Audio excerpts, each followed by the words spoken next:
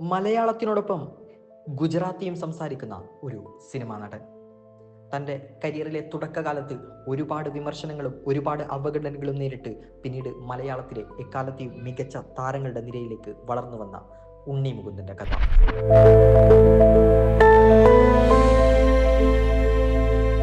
ഉണ്ണി മുകുന്ദൻ സിനിമകളുടെ ലിസ്റ്റ് എടുത്താൽ ഹിറ്റിനേക്കാൾ കൂടുതൽ ഫ്ലോപ്പുകളുടെ ഒരു നിര തന്നെ ഉണ്ടാകും. അതിനേക്കാൾ കൂടുതൽ അയാൾ കസറിയ വേഷങ്ങളിൽ മറ്റൊരാൾ അയാളെക്കാൾ കൂടുതൽ സ്കോർ ചെയ്ത സിനിമകളും ഉണ്ടാകും.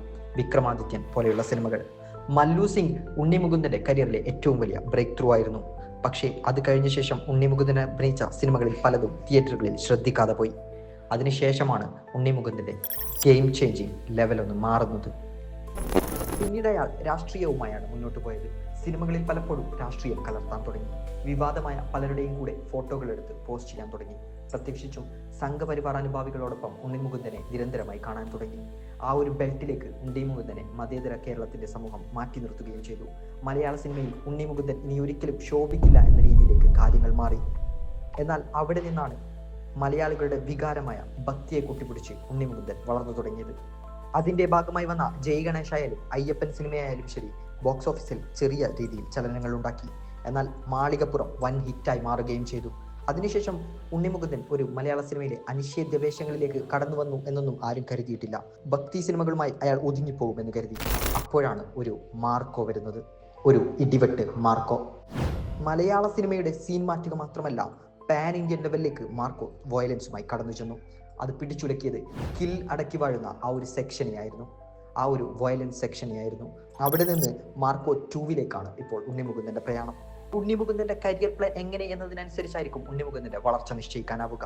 ഉണ്ണി മുകുന്ദൻ അദ്ദേഹത്തിന്റെ സ്വതസിദ്ധമായ ആക്ഷൻ സിനിമകളിലൂടെ നല്ല രീതിയിലുള്ള കണ്ടന്റ് ഓറിയന്റഡ് ചിത്രങ്ങളുമായാണ് മുന്നോട്ട് പോകുന്നതെങ്കിൽ മലയാള സിനിമയിൽ ഉണ്ണി മുകുന്ദനെ തടഞ്ഞു നിർത്താൻ ഒരു ശക്തിക്കുമാവില്ല. എന്നാൽ പഴയ പോലെ വീണ്ടും പ്രാധാന്യമില്ലാത്ത ചവറ് സ്ക്രിപ്റ്റുകളുമായാണ് വരുന്നതെങ്കിൽ മറ്റേത് നടനെ പോലെ ഉണ്ണി മുകുന്ദൻ ഫീൽഡ് ഔട്ട് ആകാം. എന്നാൽ അദ്ദേഹത്തിന് ഇപ്പോൾ ശക്തമായ പ്രൊഡ്യൂസർമാരുടെ പിന്തുണയുണ്ട്. ഹനീഫ് അദേനിയെ പോലുള്ള സ്റ്റൈലിഷ് മേക്കർമാർ അയാളെ പിന്തുണക്കുന്നുണ്ട്. അതുകൊണ്ട് തന്നെ ഉണ്ണി മുകുന്ദൻ ഒരു ഫ്ലോപ്പായി മാറാനുള്ള സാധ്യത ഇനി വിദൂരമാണ്. എന്തു തന്നെയായാലും ശരി, മലയാള സിനിമയിൽ ഇനി ഉണ്ണി മുകുന്ദൻ തരംഗമാണ്. ഉണ്ണി മുകുന്ദന്റെ കാലമാണ് വരാൻ പോകുന്നത്. അയാളുടെ പീക്ക് സമയം ഇപ്പോഴാണ് തുടങ്ങിയത്. ഒരുപാട് കാലങ്ങളായി മലയാള സിനിമയിൽ അദ്ദേഹം ചെയ്യുന്ന ശ്രമങ്ങൾക്ക് മുഴുവൻ ഇപ്പോഴാണ് പിന്തുണ കിട്ടി തുടങ്ങിയത്. ആ ഒരു പിന്തുണയെ അദ്ദേഹത്തിന്റെ ഫാൻസ് ലെവലിനെ ഉയർത്തി മാർക്കോയിലൂടെ മുന്നോട്ട് പോയാൽ ഉണ്ണി മുകുന്ദൻ ഇനി ഉണ്ടാക്കാൻ പോകുന്ന ഓളം എന്നത് വേറെ ലെവലായിരിക്കുമെന്ന് ഉറപ്പാണ്. അയാളുടെ രാഷ്ട്രീയം മുഴുവൻ മാറ്റിവെച്ചിട്ട് അയാളുടെ സിനിമ കാണണമെന്ന് എല്ലാവരോടും നമുക്ക് ഉപദേശിക്കാനൊന്നും അറിവില്ല. കാരണം രാഷ്ട്രീയം മനസ്സിലാക്കി തന്നെയാണ് കേരളത്തിൽ പലപ്പോഴും സിനിമകൾക്ക് പ്രാധാന്യം ലഭിക്കുന്നത്. എന്നാൽ ഉണ്ണി മുകുന്ദൻ സിനിമകളിൽ നിന്ന് രാഷ്ട്രീയത്തോടൊപ്പം അദ്ദേഹത്തിന്റെ കരിയർ കൂടി ഫോക്കസ് ചെയ്ത് കൃത്യമായ സ്ക്രിപ്റ്റുകളിലേക്ക് മാറുകയാണെങ്കിൽ ഇനി അങ്ങോട്ട് ഉണ്ണി മുകുന്ദനെ പിടിച്ചുകെട്ടാൻ ഒരു ശക്തിക്കുമാവില്ല. അദ്ദേഹത്തിന് കൂടുതൽ പിന്തുണ ലഭിക്കുകയുള്ളൂ. ആദ്യകാലം മുതൽ സ്ത്രീകൾ ഉൾപ്പെടെ മസിലളിയൻ എന്ന് വിളിച്ച് ആരാധിച്ചിരുന്ന ഉണ്ണി മുകുന്ദൻ ഇപ്പോൾ വളരെ വലിയ രീതിയിലുള്ള മാറ്റങ്ങൾക്ക് വിധേയനായിക്കൊണ്ടിരിക്കുകയാണ്. ഈ സിനിമ അയാളെ എങ്ങോട്ട് വരെയാണ് കൊണ്ടുപോകുന്നത് എന്ന് നമുക്ക് നോക്കി തന്നെ കാണാം.